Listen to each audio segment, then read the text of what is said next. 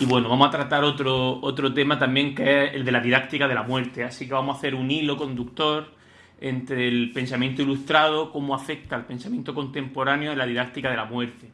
En este eco yo retomo la frase de Montaigne que dice que filosofar es aprender a morir.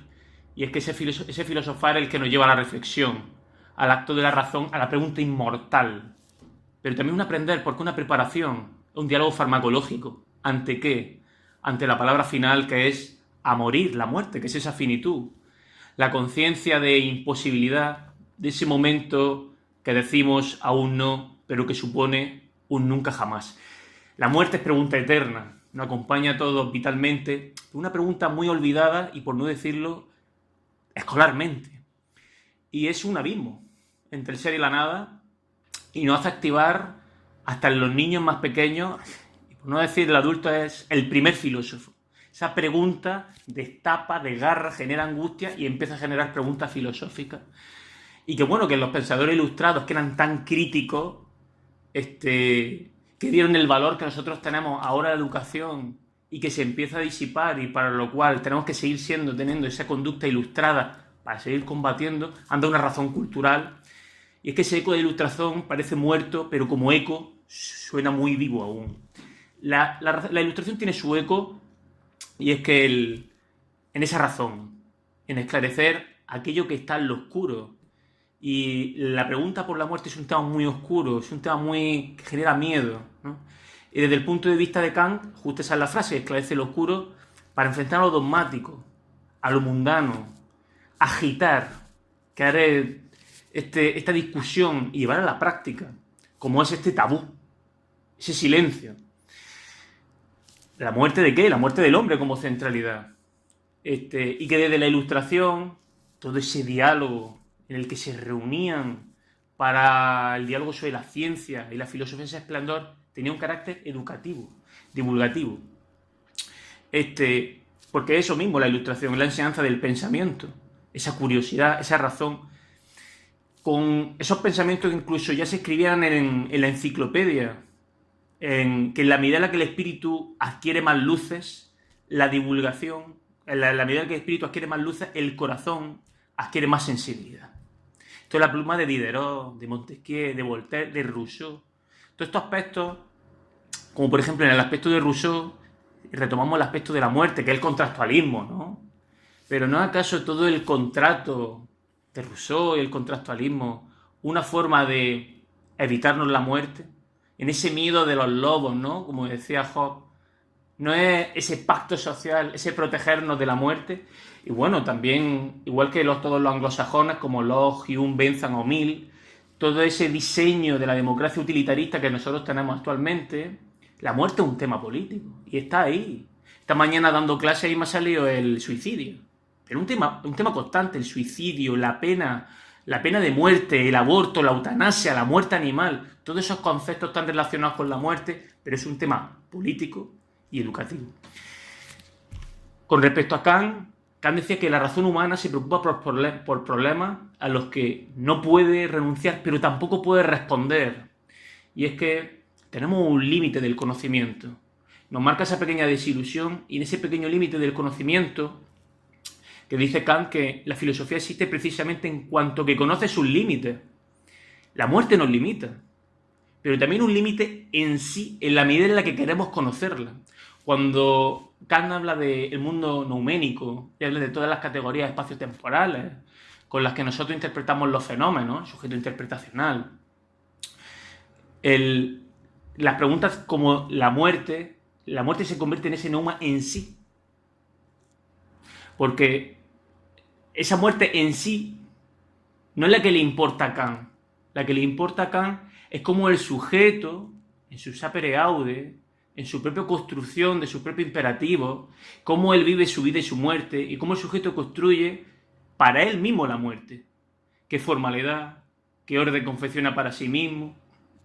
Esto también lo retoma, por ejemplo, también Foucault, 200 años más tarde, en el volumen de ¿qué es la ilustración? Retoma este tipo de pensamiento y habla de cómo ese pensamiento ilustrado, la pregunta por la vida digna, que también es la muerte digna, que es el cuidado de sí. Luego, la pregunta kantiana al conocimiento de la muerte en sí, solo hay muerte para el sujeto, pero está en la mente del sujeto, que es donde se da forma a la muerte. Pues tenemos unas limitadas categorías, y la muerte misma y sus límites no se pueden conocer, y mucho menos lo que hay después, mucho menos lo que hay después. La pregunta es si puede el sujeto, mediante las categorías del entendimiento que tenemos, finitas, nuestros sentidos materiales paupérrimos, conocer la forma y la naturaleza de la muerte antes de la muerte. Esto quería también mencionar a otro autor ilustrado que trabajó directamente la muerte, como es Lessing, el poeta Lessing, el literato, que tiene un volumen que se llama La ilustración y la muerte. 2 tratados, interesante. Bueno, muy breve es que él, Lessing, muy estilo como Feijóo, intentan como desvelar los claroscuros de la superchería de la religión de su entonces. Y hablan una especie como de aduana de la muerte, es decir, cómo nuestra idea de lo que hay después de la muerte determina la ética de lo que hay antes de la muerte, es decir, la vida, ¿no? Y cómo la religión cristiana, como critica Lessing, se había generado un miedo, un terror después de la muerte, de serás castigado, el infierno. Entonces revierte todo este tipo y le da una visión optimista, retoma a Spinoza desde un punto de vista panteísta, incluso Leibniz con el Amor Dei. Y lo que remarca ahí es cómo en las vísperas de un premio en el más allá determinamos el más acá, y cómo los deseos de un infinito, es decir, de que esto no acabe. Yo quiero que esto no acabe. Yo quiero un infinito después, cómo nos marca el aquí, ¿no? Eso si entendemos una duplicidad metafísica que es la que marca aquí, ¿no? Esto por lo que Lessing crea como una especie de antropología panteísta, y que bueno, como esta idea que tenemos de la muerte determina la vida misma. Esto también lo trabaja Unamuno a nivel español. Y que el miedo de lo que tengamos ante lo que es el fin, el entendimiento del fin, si no queremos entender un fin, como que hay una finitud, que acabó, nos vamos a adherir a un relato anestésico que nos venda que existe un sinfín. Es decir, yo te propongo un sinfín, puedes creer en esto. Este tipo de pensamientos, tanto el de Kant como el de Lessing, de los límites del conocimiento de la muerte y cómo determina la posmuerte a la premuerte, tiene una resonancia ilustrada en el concepto de la muerte contemporánea. Voy a marcar 2 autores relevantes en el campo de la muerte contemporánea que son deudores, en especial de este tipo de pensamiento, como es, por ejemplo, Heidegger, ¿no? Heidegger, en especial kantianamente, ¿no? Que nos trata una muerte ontológica y antropológica, como ser y tiempo. La muerte para Heidegger es un fenómeno existencial. De hecho, Heidegger define al ser humano como el ser hacia la muerte. Y es que el ser humano es un ente que se pregunta, tiene conciencia, el ente que se hace las preguntas, que es el Dasein, se hace preguntas por el propio ser, que es el Sein, ¿no? Pero claro, Heidegger mantiene que esto genera una enorme angustia y puede haber un olvido de la pregunta por el ser que sería un olvido de la pregunta por la muerte. Un olvido del ser, un olvido de la muerte también. Y la muerte la propone él como si el Sein se caracteriza por las posibilidades, ¿no? Su existenciario de, bueno, yo vengo al Congreso, esta tarde poco se puede hacer con el COVID, pero algo puedo hacer, ¿no? Pero en toda esa está una posibilidad permanente que es la muerte. La muerte como posibilidad constante, no que venga después, ¿no? A los 80 años, eso no es. Es permanente. Lo considera una posibilidad permanente, entonces cuando llega la muerte, él la define como la posibilidad de la imposibilidad de las posibilidades. Es decir, que cuando llega la muerte, dase infinalizado y ya no se pueden hacer más posibilidades. Lo único que queda es la medida en la que aquello que siga afectando, en la medida en la que ya no se está. Pero sigue siendo. Hay algo que cuando se muere, evidentemente el que se muere no, pero el vivo le afecta lo que es en la medida en la que no está. Al fin y al cabo, esta conciencia es la conciencia de finitud, que es la conciencia de muerte, que nos marca una constante y que realmente nos limita, porque si la muerte es constante y puede ser ahora mismo o puede ser después, y no somos infinitos como el del cuento del inmortal de Borges, pues tenemos mucha prisa. ¿Por qué? Pues realmente por ser lo que realmente somos, que es la autenticidad, que es como él lo marca, ¿no? Y por no postergar lo valioso y el amor a los pequeños instantes, porque cada instante es el último y el definitivo. Al final, lo que considera Heidegger es que como esa muerte también condiciona la vida. Y como la muerte, al ser tan inminente, nuestra autenticidad también tiene que ser plena. Y es que esa idea de muerte construye un eco en la vida. Ese eco de ese fin. Pero claro, ¿qué pasa si engañamos a la muerte y pretendemos ser infinitos? ¿No? Que es el gran truco, la triquiñuela macabra de engañarse. Engaño al ser, ¿no? Entonces el sujeto se entrega hacia lo mundano. Porque quien no se pregunta por la muerte mundanea. Mundanea, se entrega a la cotidianidad. Y pasa a estar en el estado de interpretado, es decir, olvidado, olvidándose, ya que al no hacerse la pregunta no pasa a estado auténtico. No se limita, se cree infinito. Realmente el que no se hace la pregunta por la muerte, por el ser, se considera que es infinito, que tiene mucho tiempo. Entonces los infinitos, los inmortales, tratan como... creen que no mueren, creen que la muerte no existe. Entonces operan con la muerte como si fuesen cosas, entes. De hecho, pierden la característica de ser humano, porque si humano es el Dasein, bueno, el humano es que lo característico es morirse. Si no muere, deja de ser humano.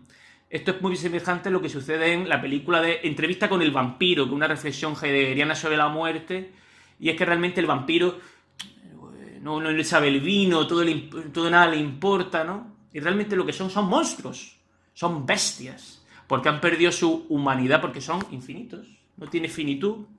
Esta angustia que genera hacerse la pregunta, pues acaba en lo que llama el olvido del ser, que dice que está marcado por una especie de elementos, ¿no? Como ha marcado también Irene, el elemento de la globalización mercantil, es que el consumo de la novedad, la habladuría, que es el mundo del ser, y la errancia, que es pasar de un lugar a otro en el pensamiento, como un zapping, sin profundizar en ninguno. Lo que está claro es que quien no se hace la pregunta por la muerte, es decir, por la finitud, se creen infinitos y crean y viven una ficticia y fantasiosa, una ficticia eternidad en la que creen no morir, pero en la que no viven su tiempo y donde matan al tiempo y donde su propio tiempo los acaba matando a ellos porque finitos somos. Esto, el tema Heidegger lo retoma Derrida. Derrida, en su deconstrucción, tiene una obra que se llama Aporías. En la obra de Aporías dice que la muerte... Empieza diciendo el volumen que si es posible mi muerte. Y claro, es que no es posible nuestra muerte, porque cuando llega la muerte, yo ya no estoy. Y mientras que yo estoy, la muerte no es, ¿no? Como decía Epicuro. Entonces, ¿cuál es nuestra experiencia de la muerte? Nuestra experiencia de la muerte es la muerte de los otros, es la muerte otra. Es un fenómeno otro, se ha muerto el vecino, se muere aquel. Es un fenómeno que nunca nos pasa a nosotros en sí, sino que les pasa a todos los demás. Luego, toda nuestra conciencia que tenemos de la muerte es una experiencia otra. Es un fenómeno otro, es a los Sartre. La muerte son los otros, sería así jocosamente hablando, ¿no? Entonces, si la muerte no la experimentamos, ¿qué es lo que nos preocupa de ella? Lo que duele de la muerte es la vida. Es la vida hacia ella. Es el camino, ¿no? Hacia la muerte. Semejante a Heidegger, ser hacia, ¿no? Que teme sufrir, pero quien teme sufrir ya sufre el temor.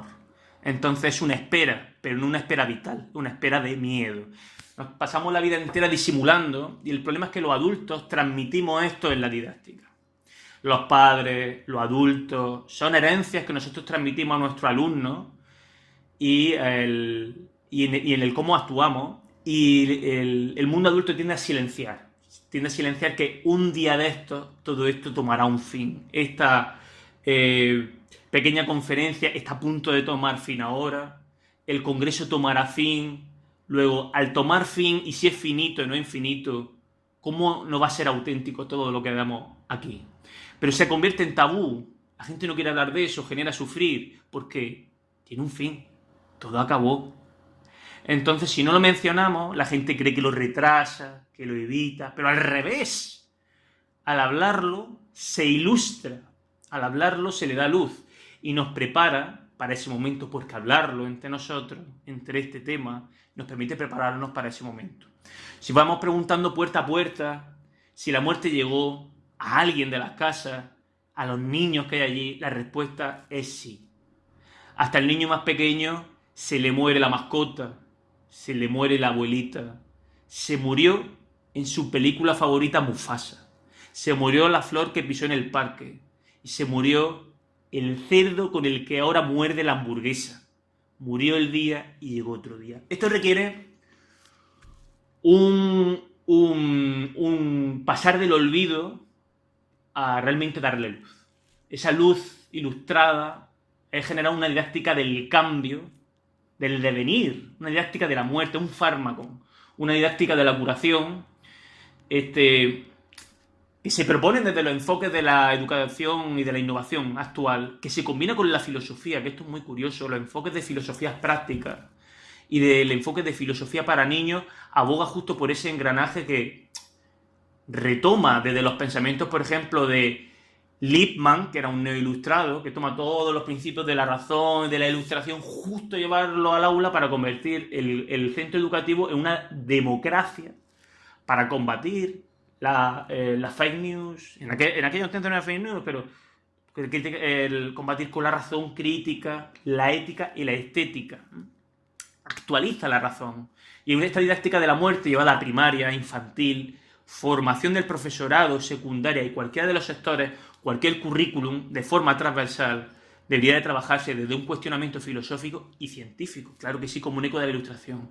Hay un autor que es de la Herrán, que tiene un volumen junto a Cortina que se llama La muerte y su didáctica. Agustín de la Herrán mantiene que una cultura que no valora la muerte, que no da visibilidad a la muerte, no valora la vida, y lo que está dejando es la vida oscura, sin luz. Y la invitación de este tema, y tratamos este tema en los entornos de nuestra cultura como si fuese un pacto de silencio. Bueno, habría que hacer una reflexión, como ha dicho el compañero Paco, de cuál es la genealogía del olvido de la muerte, que es estupendo, pero la muerte en la escuela tiene un valor formativo, preparatorio, además de despertar el primer asombro filosófico y de empujarnos hacia los límites del pensamiento, que es realmente el trabajo del asombro que tiene la filosofía, y que debe recuperar un lugar transversal en el currículum, en la enseñanza del pensamiento, no en un área, sino transversalmente en todas las demás. La muerte es una experiencia didáctica y que hay que compartirla, hay que interrogarla. Y el fin educativo no es proteger con silencio o escudarnos con creencias, sino dar una apertura al diálogo racional, un diálogo que dé luz y en cuyo diálogo tiene su eco estas luces y este legado de la ilustración. Acabo con la frase de, como decía Adam, el poeta, que los profesores trabajamos para esa eternidad, para aquello que nunca sabremos hasta dónde llega nuestro legado, nuestro eco, como el eco mismo en el que trabaja la ilustración.